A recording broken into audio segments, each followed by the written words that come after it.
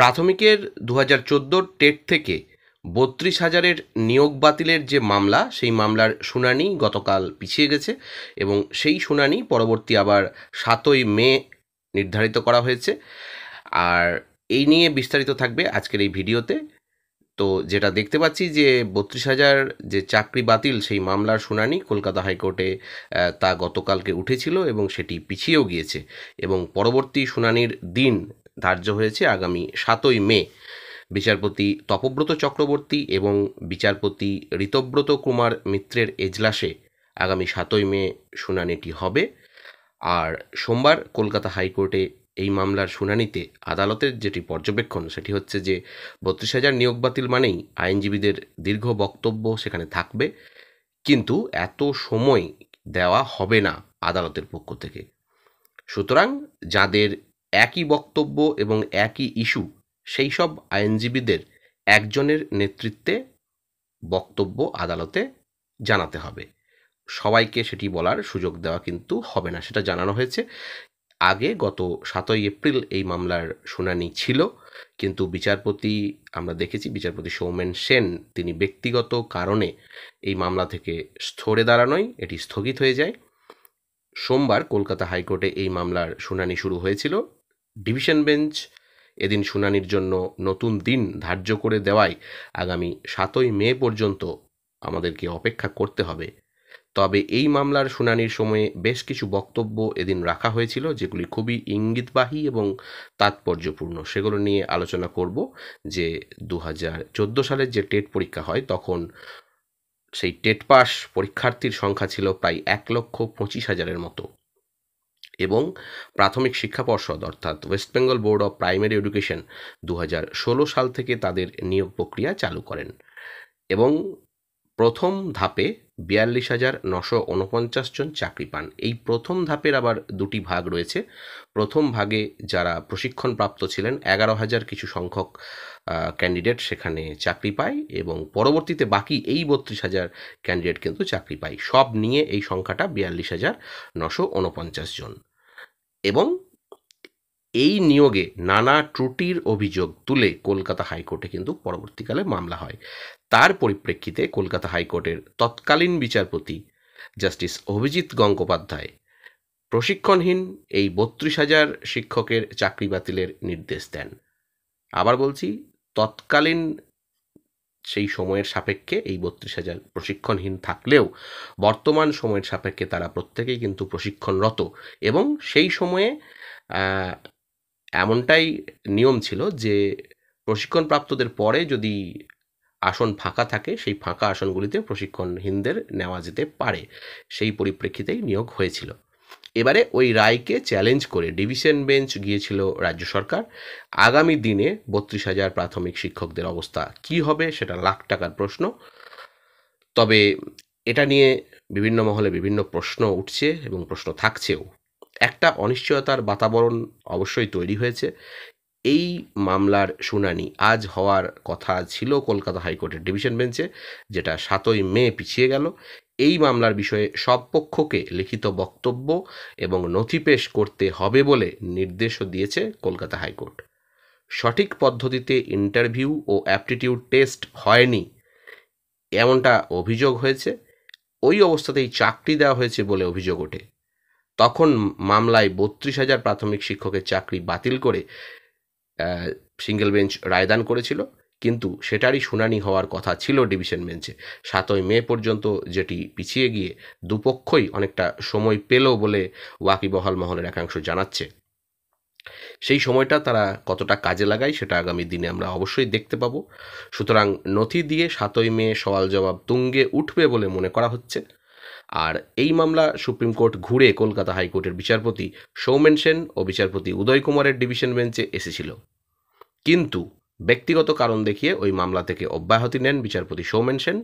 তখন ওই মামলা প্রধান বিচারপতি টি.এস. শিবজ্ঞানমের কাছে চলে যায়। এই মামলার শুনানি বিচারপতি তপব্রত চক্রবর্তীর ডিভিশন বেঞ্চে হবে বলেও জানানো হয়, যা আজ পিছিয়ে গেছে।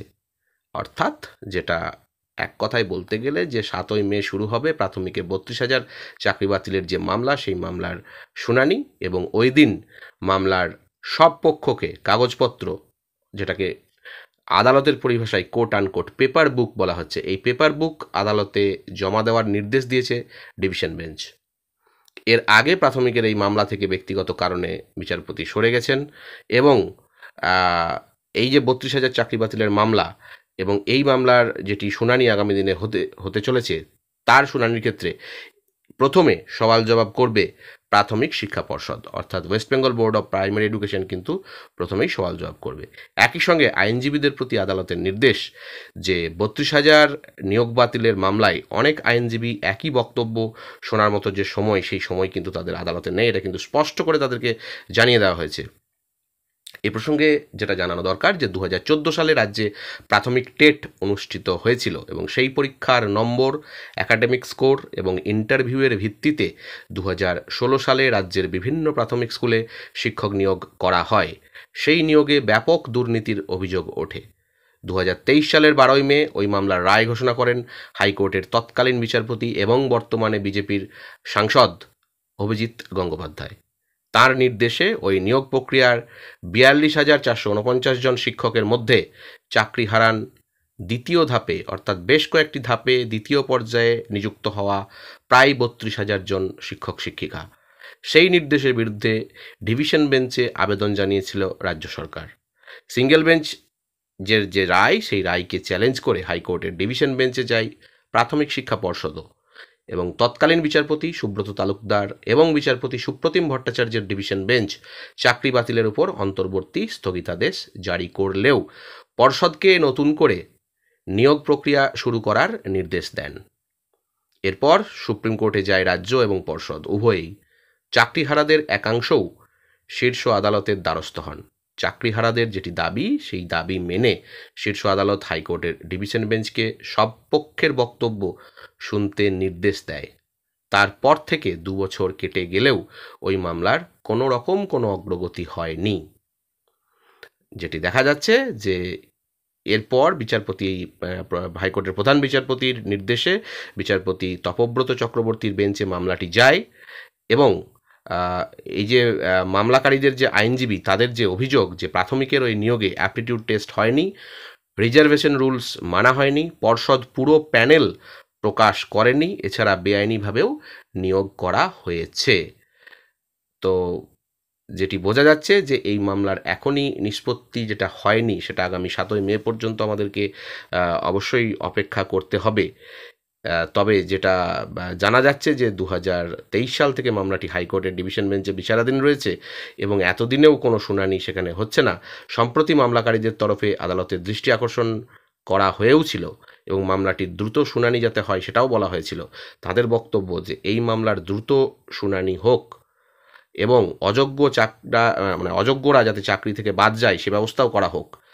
এই যে 32,000 মামলার শুনানি হওয়ার কথা ছিল, স্বাভাবিকভাবেই আবার এই 32,000 প্রাথমিক শিক্ষকের চাকরি বাতিলের মামলায় চরম কৌতূহলেরও সৃষ্টি হয়েছিল আমাদের বঙ্গমহলে। স্বাভাবিকভাবেই যে এই যে একটা আবহাওয়া চলছে বর্তমানে, যেখানে আমরা এসএসসির প্রায় 26,000 শিক্ষক শিক্ষিকা ও শিক্ষাকর্মীর চাকরি বাতিল ঘটেছে এবং এই ঘটনাকে কেন্দ্র করে এমনিতেই বিপাকে পড়েছে রাজ্য সরকার, শিক্ষা দপ্তর এবং এসএসসি। হাইকোর্টের ডিভিশন বেঞ্চে শুনানির পর মামলার ভবিষ্যৎ কী দাঁড়াবে তা নিয়ে সরকারি মহলে চিন্তার ভাঁজ পড়েছে এবং তারই সঙ্গে রাজ্যের যে শিক্ষামহল, সেই শিক্ষামহলে কিন্তু নতুন করে উদ্বেগ, আশঙ্কা এবং চরম কৌতূহলেরও সৃষ্টি হয়েছে। আরও তাৎপর্যপূর্ণ বিষয় হলো যে এই সংক্রান্ত আরও একটি মামলায় বিচারপতি অমৃতা সিনহা 42,000 নিয়োগের যে প্যানেল, সেই প্যানেল প্রকাশের নির্দেশ দিয়েছিলেন।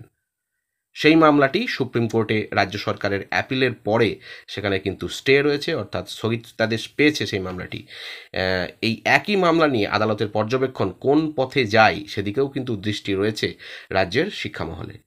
ভবিষ্যতে কি হতে চলেছে অবশ্যই আপনাদেরকে জানাতে থাকবো। ভালো থাকবেন, সুস্থ থাকবেন। ধন্যবাদ।